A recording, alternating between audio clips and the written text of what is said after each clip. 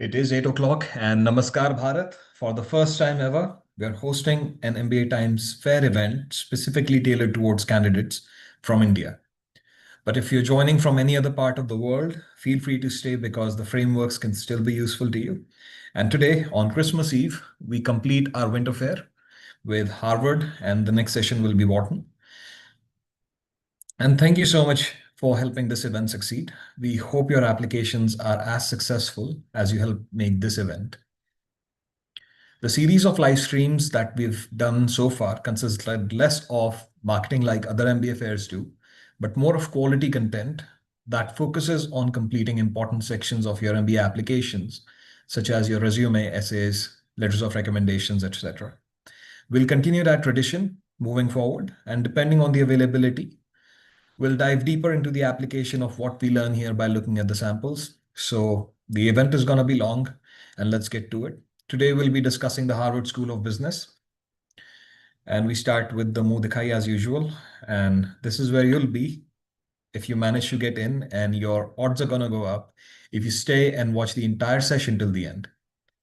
And wait for a little surprise before we start looking at the samples. And by now, it's not a surprise because you've attended so many sessions that you know what's going to happen.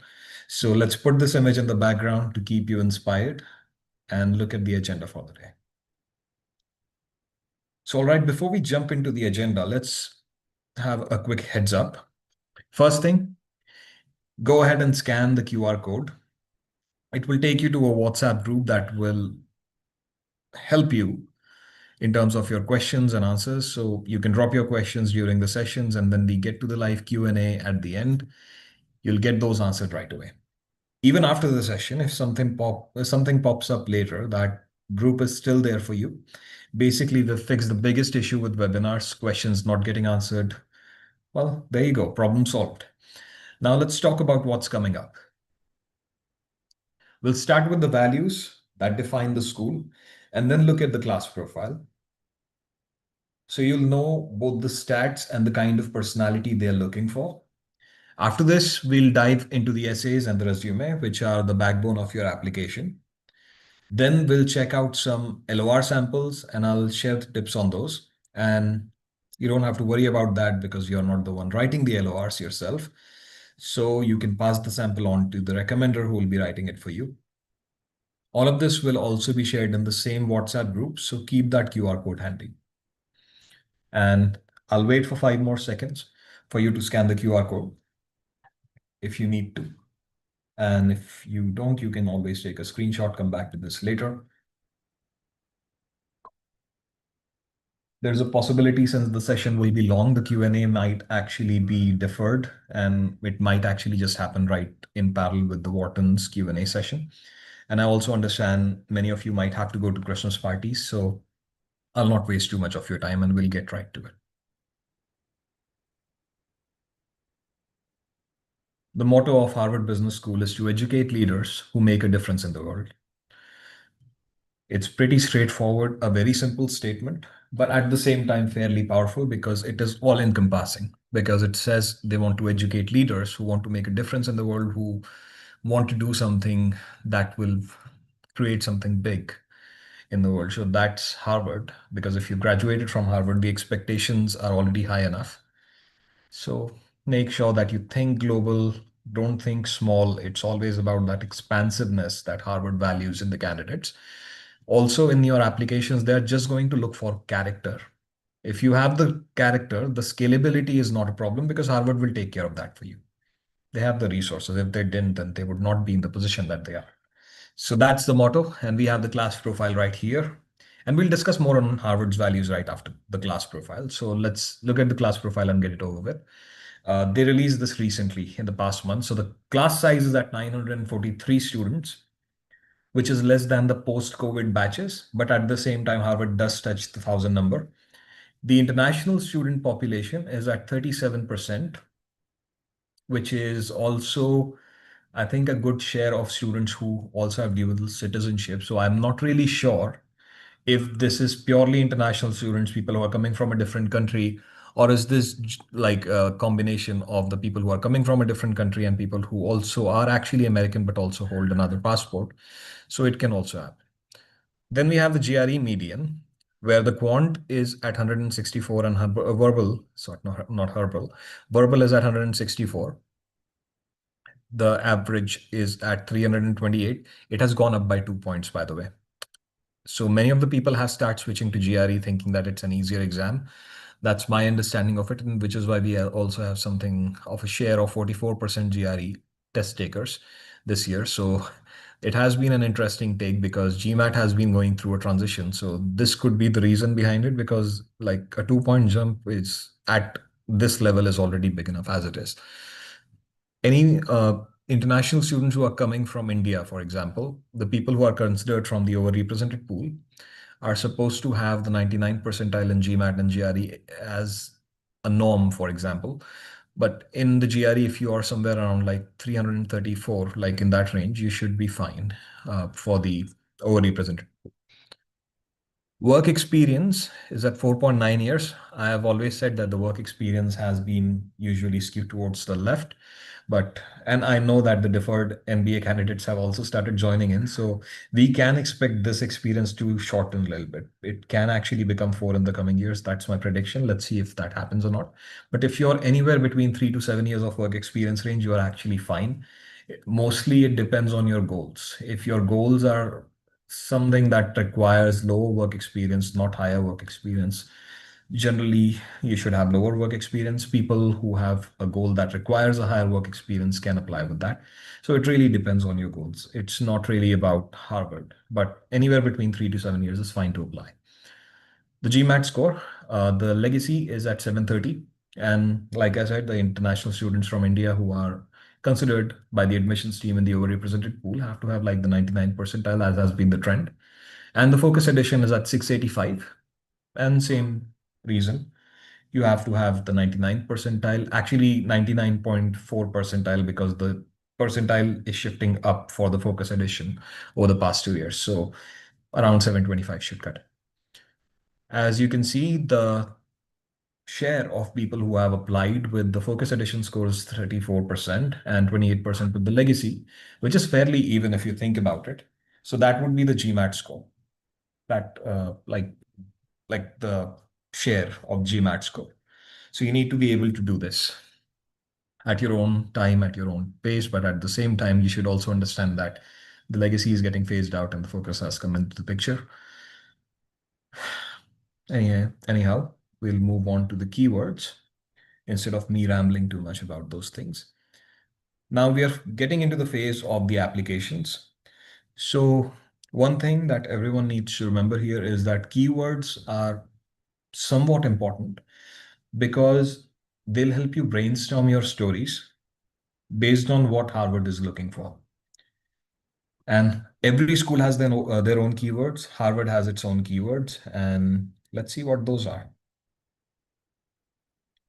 So these red blood cells looking like things are things looking like red blood cells are the keywords. Basically, you'll start with the upper left. We have the word leaders. Leaders is an all-encompassing keyword. So interestingly, Harvard has not defined what kinds of leaders. Any kind of leader.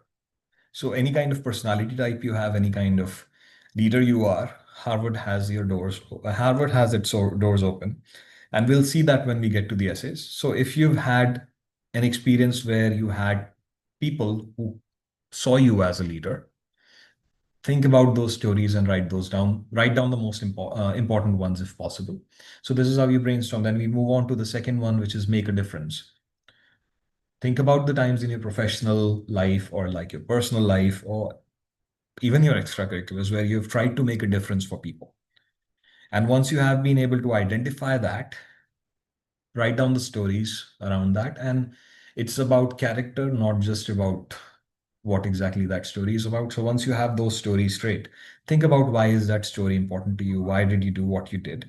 And all those things will be important in the essays. Using business as a force for good, that business for good circle right there or sphere right there.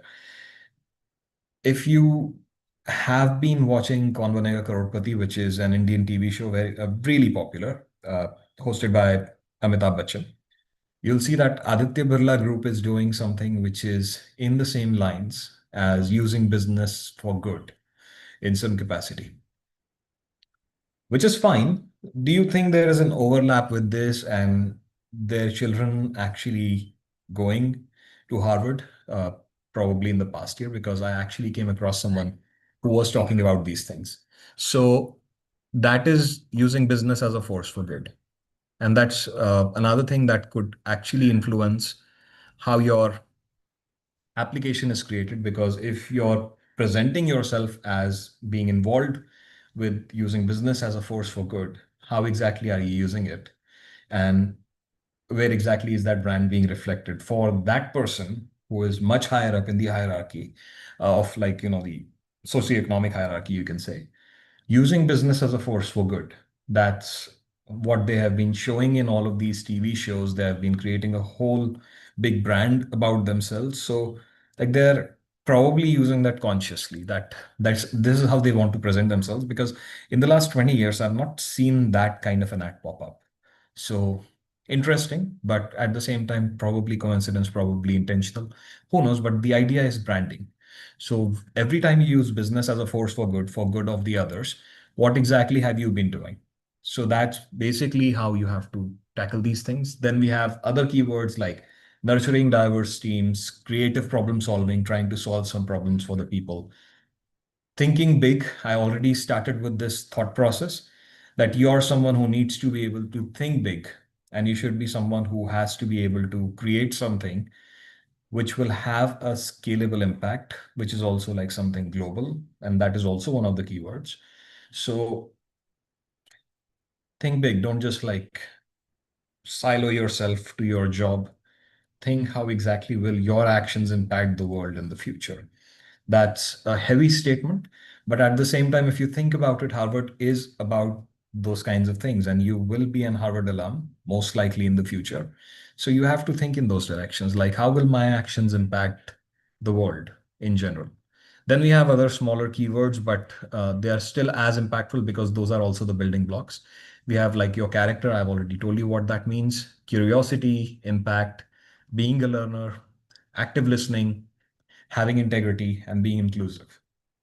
These things are important building blocks for a leader, and those are obviously there just to make sure that you don't forget that those qualities are also desirable. Moving on to the essays, once you have brainstormed from the keywords, every time you look at a keyword, what exactly is the thought process? We'll start with the essays, and essays are actually going to take much longer because there is a lot of explanation for these essays, because Harvard has really reduced the word limit in the past year. So it's probably going to require a lot of explanation so that you can meet the requirements. First essay is the business minded essay, and it goes like this. Please reflect on how your experiences have influenced your career choices and aspirations, and the impact you will have on the businesses, organizations, and the communities you plan to serve. So this is the essay prompt and what Harvard website says about what they mean by business minded. We're looking for people who are passionate about using business as a force for good. Thumbs up because we also saw the keyword. Who will strive to improve and transform companies, industries, and the world. Keyword, world. We are seeking those who are eager to solve today's biggest problems, problem solving, and shape the future through creative and integrated thinking. This is again another keyword. Being business minded is about the interest to keep organizations succeed, whether in the private, public, or nonprofit sector. This business inclination can be found in individuals with a variety of professional and educational experiences, not just those who come from traditional business backgrounds. And what will they look for? We will look for evidence of your interpersonal skills, quantitative abilities, and the ways in which you plan to create impact through business in the future. So, what exactly is the purpose of this essay? It's a goals essay. They want to understand what your goals are in the future. How exactly do you see the world? How exactly will you be impacting the lives of the people around you? That's pretty straightforward because they're already asking you about the impact you will have on the businesses and the organizations and the communities you plan to serve. Straightforward, but then they have also given you an idea about what they're looking for. They're looking for someone who with creative and integrated thinking, someone who can solve today's biggest problem, someone who has this global mindset. So these are the three keywords that stood out to me. They're also looking for interpersonal skills. Obviously, your people skills matter, and the ways you plan to create impact through the business in the future. So this is all on Harvard's website. This is not something I've created to tell you how to tackle this essay. This is something Harvard has already told you on their website. So this is already the stuff that's present on Harvard Business School's website, and we'll look at the framework to tackle this question. So before we look at the framework, let's roll back a little bit and understand what exactly are they testing in this. So they are testing intentionality. They want to understand the choices that you've made in the past and how intentional were you about those choices? What were your motivation behind those choices? They also want to see some feasibility of your goals through your people skills. They want to see, have you taken any leadership opportunities in the past and what those mean to you? And then the purpose, obviously. What your purpose in life is, not purpose in the sense like what the purpose of this essay is. What your purpose in life is your goal. So how do you tackle this essay in terms of the structure? Let's start with the motivation first. Give them a value statement about yourself. What motivates you as a person? That's the first thing you have to think about. Now, let me give you an example about some motivation so you can have an idea of like how you want to create an impact in the world. Someone I used to know, uh, who got into Harvard, by the way, had the motivation to earn a lot of money. I understand that, but at the same time, I didn't understand why this person wants to create the money. So the first why I asked this person is, so why do you want to create the money? The guy said that I have grown up in a very humble household. Humble is putting it really mildly, and still had no idea what he wants with his life and just like got by somehow by relying on others.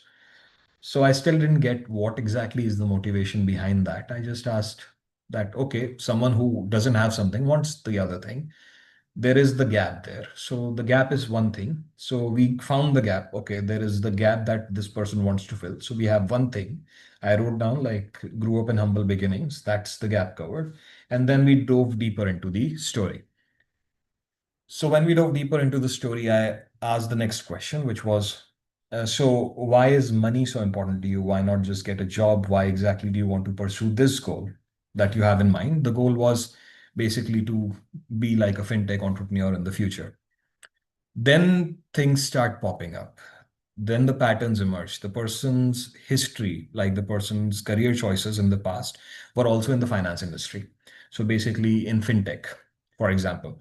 So this person was also involved in educating people from financially humble backgrounds, which was very interesting because this person also wanted to create like this algo trading company, which can also help people who are like probably small business owners, shopkeepers, and all make some extra income so that they can actually bring more money to the table and it brings some smiles to their faces. So things started popping up. Like this person has a lot of things that are happening in the finance sector. And the entire idea is to uplift humanity through that one lens, that the motivation is to become someone who can do some good for people. And that motivation is exactly what we showed in the whole essay, which was different at the time, that these were the life events that led to this motivation. And this is why he wants to pursue the MBA, which will allow him to have like a scalable impact. So that was the motivation. The whole idea behind motivation is to look at the past events, understand what your gap was in life, why do you do the things you do, and then state it straightforward. So you can start with your motivation. This is my motivation to do certain things. This is why I want to become someone who I want to in the future. So about your long-term goal, basically, what your long-term purpose is. And your long-term purpose cannot be a job. Your long-term purpose has to be a little bit more towards the world, that let's say you become the CEO of like an investment management firm. I don't think they have. Okay, anyways. So, CEO of an investment management firm still. Maybe your motivation to become the CEO was not just to have a title and money. You'll have the money at VP level positions also. You wanted the power to dictate the decisions in a way. I'm saying it all wrong. You will have the power to decide what kinds of investments need to be made and how exactly do you see the world that you want to shape. So you only make investments in decisions where the world will follow your frame that you have in mind. So that was something that I came across when I was working with some other person who was in the real estate industry in Vietnam. And that was the motivation behind becoming that person. So that is your purpose. Your purpose is not the position, your purpose is ultimately to see the world in the frame that you see it. So it's basically sharing your vision of the world with the world itself. So that's the idea behind purpose. So highlight your motivation and your purpose. That would be the first start. Then highlight the why behind every single decision you have taken. That in the past, when I was working in XYZ company, I took up these projects because I saw myself going in the direction where I want to. That was basically how you show your why and make sure that it is well aligned with your purpose in life. So let's say you worked in real estate and you saw yourself gaining the necessary skills that are required for being like an good real estate professional and gaining all the hard skills and the soft skills working with the people. That is your why because you engage in those projects because those projects will be helpful to you in achieving your long-term purpose in life. So that is basically how to align your why with your motivation. And then you build up to your goals, like the short term goals. We have already told about the purpose in life. We are building up to the short term goals. What exactly do you want to do right after the MBA? So there are multiple career choices. Many of the Harvard grads immediately pursue entrepreneurship post MBA. Even during their MBA, there is a provision where you can start your own company in the second year of your education. So building in that direction definitely helps. And it gives people an idea that, okay, these are the events and these are things that are aligned in terms of like, okay, this person has been doing these things in the past, which are very well aligned with what this person has in mind.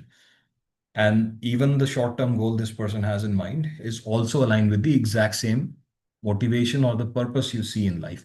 So for the short term goals, I want you to be very specific what you want to achieve. Let's say consulting, for example. So you have to narrow down by industry. So we have chosen management consulting as an industry. Function, associate. Mostly people join at an associate level post MBA. Then region that you want to target, it could be Boston, it could be New York, depending. Harvard really feeds globally. So like, it's Harvard. So still, geographically, where do you want to be? And why do you want to be there geographically also is important. Then we have like the transferable skills that you've already spoken of, so you don't have to speak about these things. Feasibility checks have already been passed because you've already given the idea of the build-up. So that's basically the idea. Narrow down your goals and make sure that it is very specific, and then state why is that goal very important to you because it will take you to your long-term purpose in life. So that's the way you have to structure this essay. You start with the motivation and purpose. This is my purpose in life, and this is the motivation, how I got to that motivation, and then why exactly I made the choices that I made in my professional life, and then build up to the goals. The essay is very short. There is not much of a word limit. So you can say the motivation, purpose, and all will take you at least 75 words.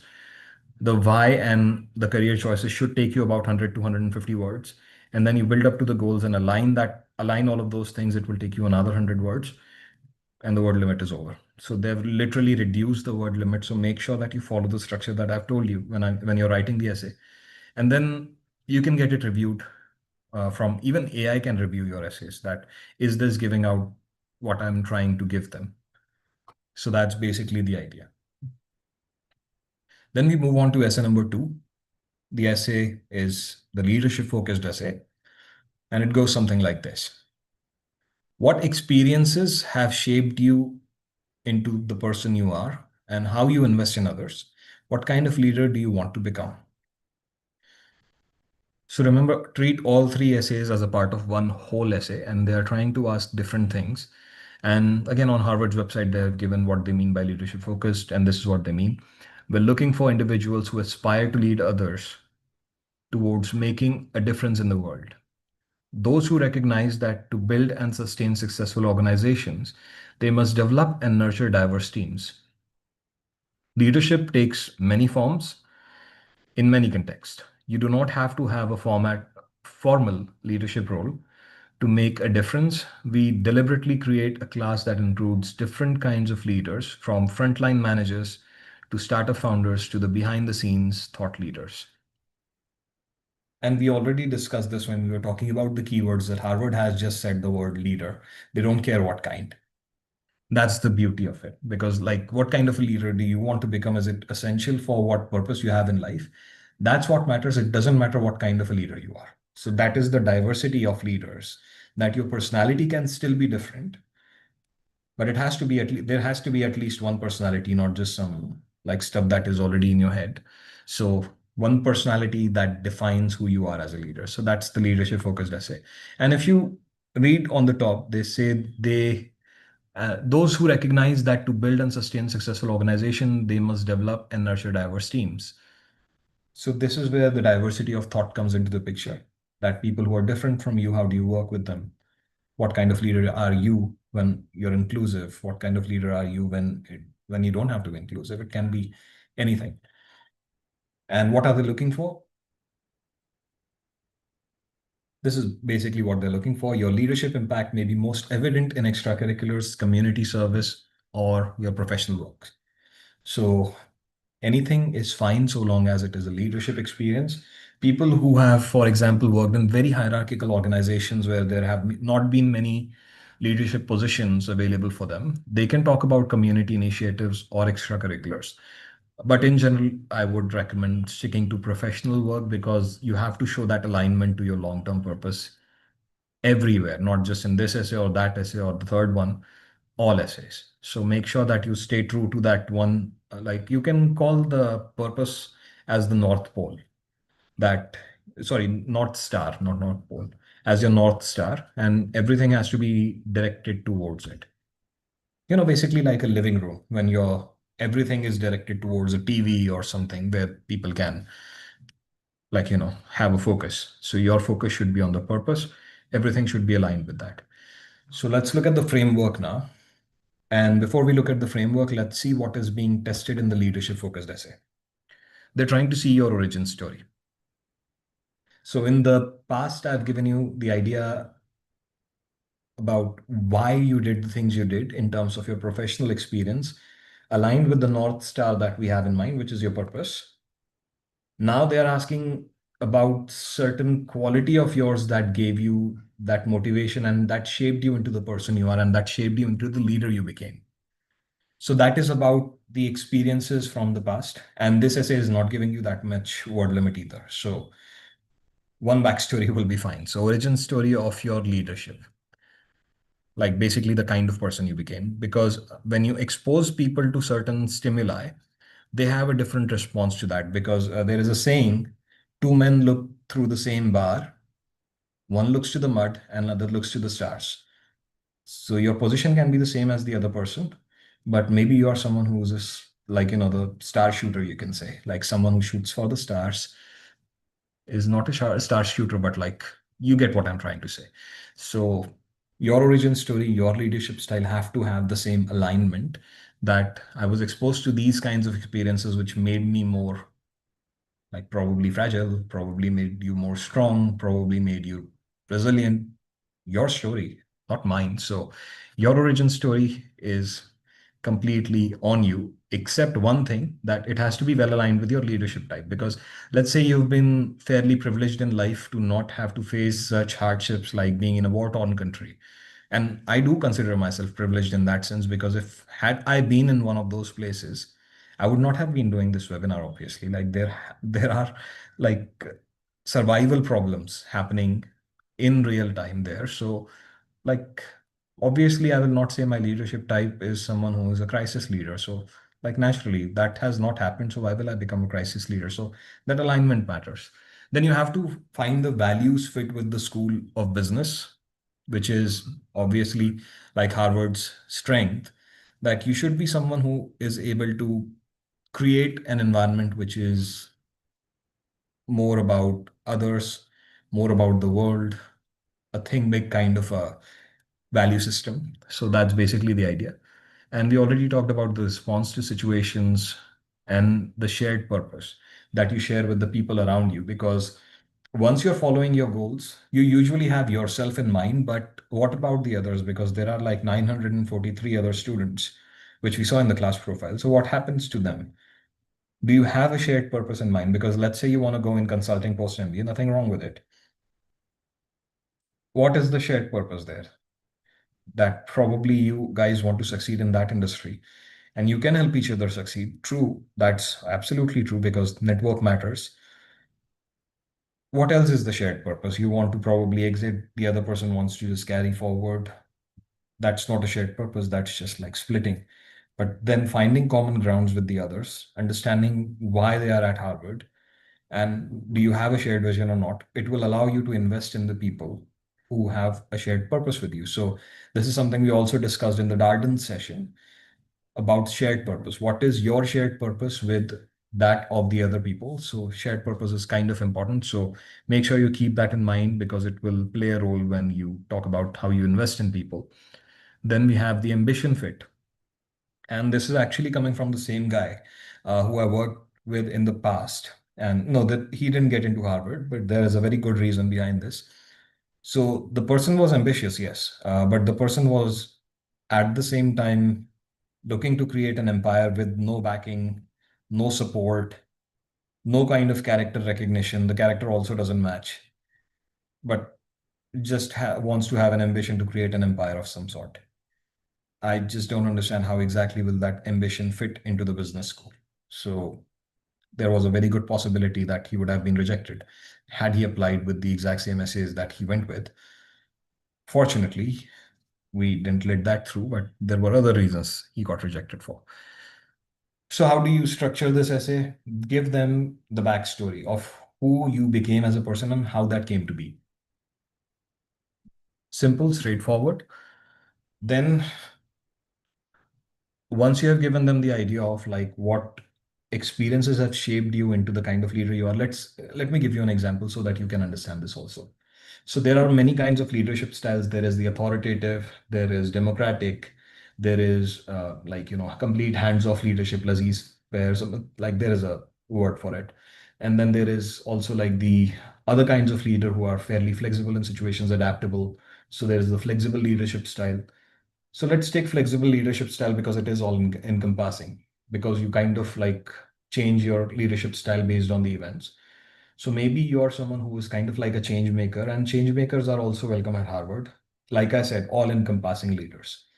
So for example, let's assume that you have had so many experiences where you have had to wear different hats. And this is very good for people with diverse work experiences, like people who have not worked in the exact same industry. Let's say you work for computer science, let's say you worked for like creative design, let's say you worked for some sort of other kinds of company like real estate, this, that, and that. So many different experiences. And now you want to put those in the same mold. So now you can actually talk about these varied experiences that shaped you into the person that you are in terms of how you handle people, because you understand that different situations require different kind of leadership. Sometimes you have to like keep your hands off, sometimes you have to be hands on, sometimes you actually have to be a micromanager, sometimes you have to be authoritative in terms of crisis. You cannot let the rebellion just succeed and succeed and succeed, and because nothing will get done. So you probably take authority in those particular cases. So it's about your backstory that aligns with your leadership style. So when I say that this person who have just created in my head with all these diverse experiences, put through different situations, has seen how the people respond in different situations, mold themselves into these kinds of different leaders, that person becomes a situational leader. That they've seen so many experiences that have shaped them into a person who believes flexibility is something that is important leadership trait.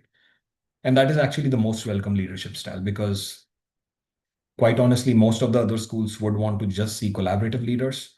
But being a situational leader will actually be more helpful to you because you change your leadership style based on the situation, not keep it fixed. Because there are times when collaborative leadership does fail.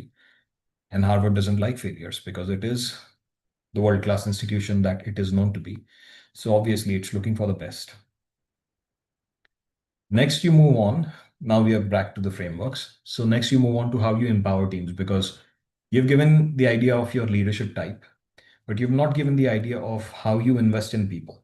So here's where you talk about when you find people, you're trying to see if they have a shared purpose with you. And how do you empower them? Like are they intrinsically motivated? If not, how do you motivate them through yourself as a leader? Pretty straightforward. So how you invest in people and how you invest in teams and how you empower teams. This will give a good idea to the school that you are actually a collaborative person, because case-based environments are fairly strict about how you should behave with others. So there's that. And then you give away your leadership time. What do you want to be in the future? What kind of a leader do you envisage yourself when you become the leader that you see yourself as? So in these cases, you become a situational leader, but at the same time, in the future, you want to see yourself as someone who is adaptable, resilient, and ready to face anything that is coming in their way. Basically, a situational leader. So define a situational leader, and then you've already given the backstory. You've already given how the people respond to that leadership style. So that's basically the idea behind this particular essay. The word limit is really, really, really small. So, short. So, at the same time, I would really ask you to just stick to the structure and understand what this essay is trying to test, which is the stuff on the right. So, that's the leadership focused essay. And we move on to the third essay now, which is growth oriented essay, which goes something like this. Curiosity can be seen in many ways. Please share an example of how you have demonstrated curiosity and how that has influenced your growth. That's fine. Then on the Harvard's website, what do they mean by growth oriented? So we are looking for individuals who desire to broaden their perspectives through creative problem solving. We've seen this in the keywords, by the way. Active listening, we've also seen this in the keywords. And lively discussion, we've not seen in the keywords, but like common sense. At Harvard, you will be surrounded by future leaders from around the world who will make you think more expansively about the impact you might have. The big thing I was telling you about in the keywords. Our case and field-based learning methods depend on active participation of curious students who are excited to listen and learn from faculty and classmates, as well as contribute their own ideas and perspectives. But let's complete this. Let's see what they are looking for in this essay. We will look for ways in which you have grown, developed, and how you engage with the world around you. Very simple question, and a very powerful question, by the way. So they have actually introduced the case-based learning and the field-based learning here to give you an idea what they're looking for, that they're looking for curious students who are excited to listen and learn from faculties and classmates, not just to listen, but also to contribute. So a good balance has to be achieved, because sometimes I've seen that people tell others to you should listen more and talk less. Harvard is not saying that. Harvard is saying you should listen and talk at the same time. Harvard literally just said it because it's written right there. It's also on their website. So you should be someone who is willing to understand what the other person is saying.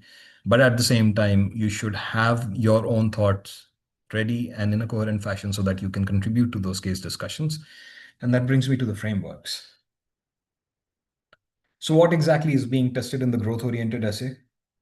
Case readiness, obviously. You want to show yourself as someone who will be a good fit for case-based environment.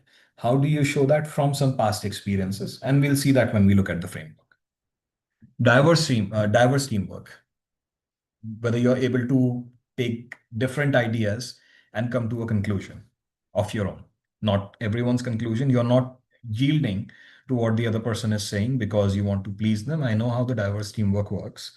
But here the idea is to make sure that you take diverse perspectives into consideration and then make the decision whether you want to accept it or not. That's the difference between case-based learning and I think it's called, there was a word for this. I kind of forgot that. Just yielding to other people's will. So there's that. So don't be the person who just yields without having contributed. At least produce an idea that will be logically sound, that may actually prove as the devil's advocate for the norms that the others are establishing. And remember one thing, The intelligent people are less intelligent people are more in numbers. So please try to understand that your individuality is not being challenged here. You have to show that you're able to work with diverse teams, but you're still able to have your own opinion about it. So those two things are being tested. Then they also want to understand what you perceive as growth. Some people actually take this essay to the next level and they start talking about spirituality. Those are the first ones to get rejected, by the way.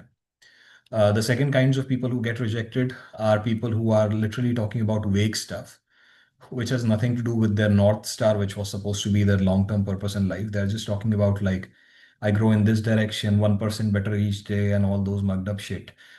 Seriously, like no one cares about that stuff. You have to talk about your goals. Ultimately, how exactly is this growth affecting you in a way that will help you achieve the purpose in life? Because there are 5,000 ways to develop and to grow. And we also saw like the Harvard itself stated that curiosity takes many forms. So which form of curiosity will be acceptable to you for a business school? Your growth style curiosity, where you will grow in a direction that has something to do with your goals. So make sure that you have it in your mind that it's about your growth that you care about because it has something to do with your long-term purpose in life. So growth perception is being tested. Then there is the leadership emergence. When you grow as a person and also as a leader intellectually and also in some capacity emotionally, these are the two ways schools want you to develop. There is a form of leadership that will emerge, but in the previous essay I've already told you to be flexible. That is the best form of leadership, and that's actually, I would call it, the safe spot, because it's not very dangerous to say that you're a situational leader, someone who will be able to mold themselves. I'm not saying that you cannot say what kind of leader you are. I'm just saying that that's the safe spot to be in, that you're kind of someone who is very adaptable. So that brings me to the next thing, that is adaptability. They are also trying to see if you're adaptable, if you can adapt to these changing environments, because field-based learning is something that requires adaptability. And then conflict management. Why exactly is conflict management being tested here? It's being tested very covertly, because when you work with people who have different opinions or people with diverse perspectives, as the buzzword says, it's very likely that people will disagree with you.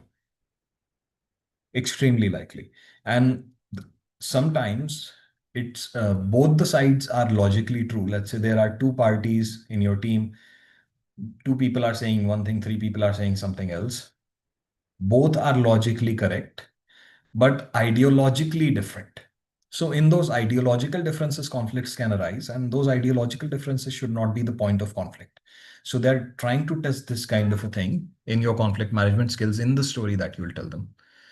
So they ask for an example, and now we'll go to the framework and how you should be structuring this essay. So you start with how you believe diverse voices have affected you as the leader you are. You can talk about a professional environment where you probably were handling a project and it was very complex.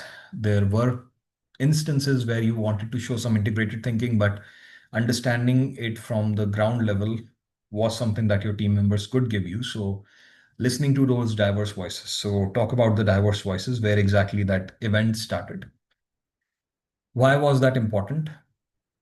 Why were you listening to these people? Because probably they were experts in the industry that they're working in. So let's say, okay, let's take an example. So let's take the example of a client I've worked with. This was again someone who got into Harvard. So he has an entire team. So he has a department of finance. He has a department which handles sales. He has a department that handles technology and product. So there are multiple different departments based on the functions. I think this is something you must have also seen in your organizations if you work cross-functionally with any of these people. So the job of a leader, and this person is actually like a C-suite person of the company. So the job of this leader is to understand what all of these different functions are going to do, which will affect the strategy that they are planning for their future project, which was the launch of a new product, which was different from what they have done in the past. So what does this person do? Just goes to these different departments, listens to these different departments' voices. These are the diverse voices that we want to talk about. They understand what exactly will the effect of their department be on the product that they are planning to launch. And once they have received that idea, the why they show about these diverse voices is like, why did I listen to these people?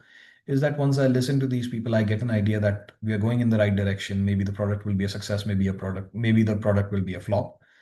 That's the basic idea behind this. And this person just shares that idea that once I have assimilated these diverse voices, once I have understood that, I probably find out some flaws that I may have had if I was thinking unilaterally. And this is exactly what this question is testing you on. How exactly did it affect your growth? Because once you listen to people who give you a different perspective, you grow as a person intellectually. So this is exactly what he communicated. And that's basically how he grew into a leader who was first more inclusive leader, someone who saw that conflicts can arise between the departments because people have different interests, and balancing those interests was the job of this person. Because if those interests kind of collided, there's a possibility things could have gone in a very wrong fashion. So what kind of a growth we are talking about is basically the idea. And I know it's 8:45 already, but we're going to discuss the resume next. And if you've already attended the previous sessions, I don't think you need to attend the resume session, but we'll go on, and I think we'll be able to finish by 9. So that's the growth oriented essay. This is the framework you have to follow. There's not that much of a word limit, so make sure that you stick to this structure that I've shown on the left, and then let it be. That's basically the idea. And make sure that you remember all the things that are being tested, which are on the right. Moving on to the resume. Pretty straightforward. We'll start with the acronym, which is FCQBG, and we'll look at what this acronym means. So the F in the FCQBG stands for format. So including important sections on your resume are kind of important. So resume obviously needs to have some sections like your name, email address, phone number, etc. on the top. It's usually followed by education, employment, and extracurriculars. So there's no specific format for the resume. Admissions team says that. I still believe that only most important sections should be kept. The space is limited, and only you have one, and you only have like one page. So uh, only you have the decision to curtail some of these things. So that's basically the idea, that if you have certain skills like technical skills which have nothing to do with your goals or post MBA, plans, just remove that. There is no point in keeping those things. So let me talk about the education section now. So the education section must list your bachelor's and master's degrees if you have one, and a very short bullet on what your extracurriculars were during your time there. The purpose of this section is to see if you will be involved in a similar capacity when you're in the business school. So you have to be intentional about this. If you ever attended a business school session, if you remember that, you must know that they say that the past activities are a great reflection of your future. So that's what matters. I got a lot of questions about how to write your employment if you're also a part-time business owner. It's perfectly fine to create separate sections. I have already ensured to show that in the sample so you can see it when we get to that. Right now, this is basically the idea behind the format, making sure that you just have the most important sections.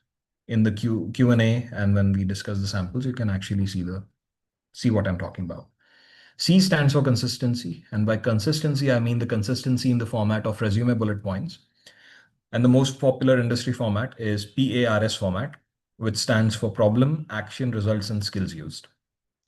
As the acronym suggests, you start by defining the problem you're trying to solve. It could be marketing, engineering, sales, whatever you're trying to solve that can help your company succeed. Move on to define the actions you took to address it and what results came out of that, and what skills you used or gained in that particular situation. Focus on people skills that you used in the scenario because those are the things that are counted in your MBA application. Now then we come to PAR format, which is just PARS format with the skills section removed. It helps shorten the bullets, but the skills are kind of blended into the action. So it takes more work to do the PAR format than it does to do the PARS format. RAS stands for results, actions, and skills, where putting results first helps you make the impact come first. And in case someone is skimming through your resume, they can get surprised as to how you managed to do that. And it also makes them a little more curious. So use any of these three. There is no preference for one over the other, but I must tell you not to mix them all in one resume. Only one consistent bullet format should be used per resume, so it can be PARS, PAR, or RAS, or not and. Q stands for quantification, and this is most heard of phrase in the MBA admissions industry. Bullets need to be well quantified. That's fine. So while quantification is usually more or less mandatory in the impact side, which is the results, basically, we already discussed the format just before. It would not hurt to mention the size of the team you led for a particular incident to make the bullets further more powerful and more credible. That's basically the idea. The more quantified it is, the more credible it looks. If you think you don't know how to quantify the bullet, that's completely fine. Just think about why you exist in the organization and what money they are making out of you. Like, how is my organization trying to exploit me getting 3 crores themselves and just giving me like what, three like lakhs or something like that for a project? And the thoughts will just start popping up that it's like,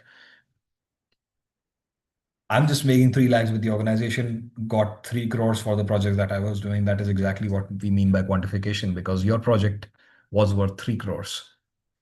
As it says on the slide, you can highlight operational efficiency, revenue increase, sales, etc. with the numbers, percentage, cash, whatever, depending on what you did.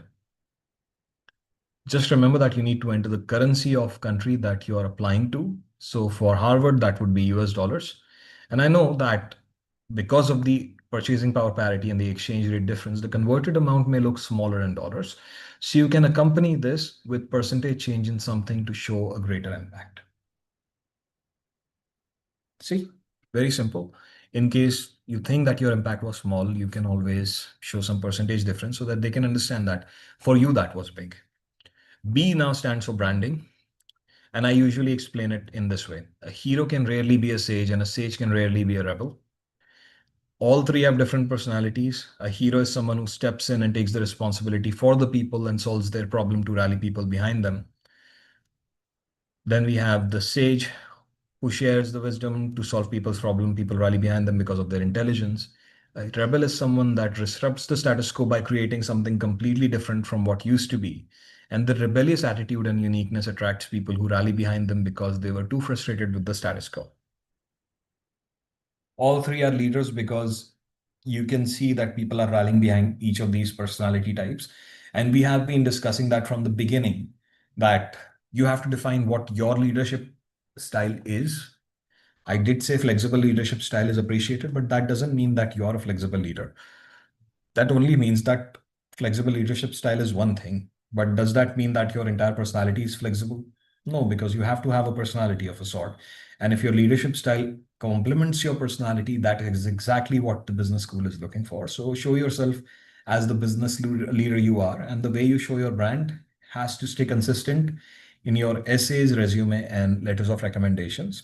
And people skills matter, like I've been saying consistently. Now, what do I mean by staying consistent in the essays, resume, and LORs? Fairly straightforward. Once we'll take an example, like let's say we have the recommender for you who has given you a glowing recommendation. Everything is positive. All the things are glowing, nothing negative in the letter of recommendation, 5 stars and everything, but has branded you as a sage, someone who is sharing the wisdom, and people are looking at you as a leader because of your intelligence and your wisdom. And on your essays, just because you want to be a hero, you have shown yourself as a hero. So there is a personality mismatch, and this is exactly the misalignment that gets people rejected from schools like Harvard, because Harvard is probably the second most exclusive school with the acceptance rate, I think, of 10%. So how exactly will you portray yourself as a leader in a situation where you already have a misaligned brand?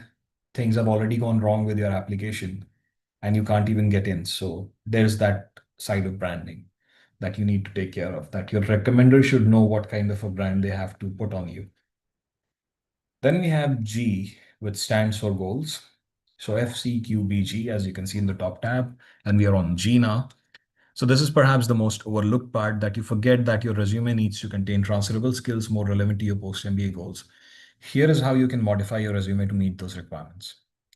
First, let's take the industry. Let's say you want to be in management consulting. We've been doing that for a while now. Next, the function. So associate, because mostly post-MBA that is what happens. Then the target company you have in mind, so it could be McKinsey because fairly hierarchical and hires at the associate positions. And then the school's feeder location, Boston, New York, wherever else you want to be. Once you get this information, just look at the job description going online and you'll likely find it on their website. You can pick out the key skills from the job description and see if your bullets are matching those and plug those in. A better way of dealing with this is to use generative AI tools and let them give you the overlapping keywords to avoid bias.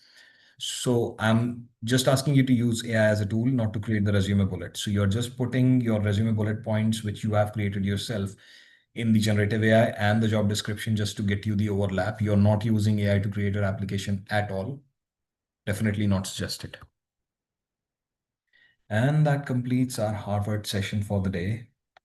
And the surprise I told you about is right here.